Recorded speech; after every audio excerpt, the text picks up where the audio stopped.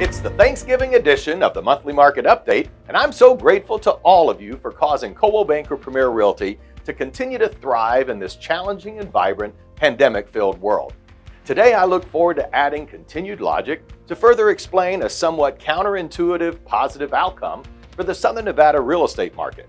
But first, the stats, and I encourage you to keep the following numbers in mind for when we conclude this update.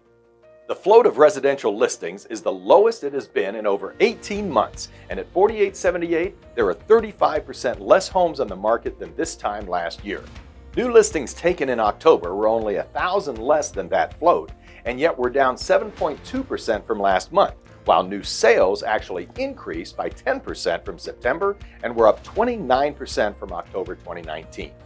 Closed transactions remain flat from last month, but expect that to increase in our next report. And the median sales price increased again by almost 1% and is up almost 11% from last October, while the average days on the market dropped again to 33 from 36. How amazing is it that against the headwind of a pandemic-formed recession, which has disproportionately and negatively impacted Southern Nevada more than most markets, that our residential real estate market is enjoying a sharp V recovery, assisting those unfortunate work-displaced property owners in retrieving nest egg equity from their real estate investments. And now to further explain the why. The Federal Reserve Bank of Dallas just released a 47-page report regarding COVID-19 and its impact on the national housing market, and the report further confirms what we have been observing, that telework-compatible jobs are creating increased flexibility in where Americans live.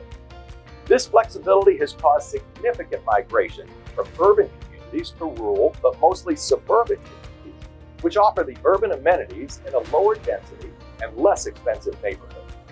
And as we have been saying for months, Las Vegas is the most prolific community of suburbs, allowing us to benefit from the in-migration of urban refugees. If Southern Nevada is poised for a housing crisis, it is a crisis in the exact opposite of what you might expect. A crisis of extremely limited inventory. And while not filled with as many negative implications, it does present its challenges. Yet it appears that market conditions will likely solve for this challenge, as a recent report from Zillow showed that pandemic uncertainty is keeping 34% of sellers out of the market. The report continues that these future sellers are likely to enter the market in 2021. Additionally, Southern Nevada is blessed to have close to 20% of its home inventory provided to us through new home builders. And another report shows that builders are constructing homes at a recent record pace and are committing to increase that pace going into next year. The age-old business axiom of supply and demand is playing itself out perfectly in Southern Nevada. As we wrap up this report, it is important to emphasize that should you be considering selling your home right now, yes, during the holidays, is statistically the best time to do so. Why? Well, there are a multitude of reasons which we have been following for over 20 years of useful research, and I will synopsize it by saying that most everyone waits until the new year to place their home on the market, while sales are actually stronger in November and December than in January and February. So don't wait for a slower market. It is with deep gratitude that I thank you for your attention and for making Coldwell Banker Premier Realty your real estate company of choice.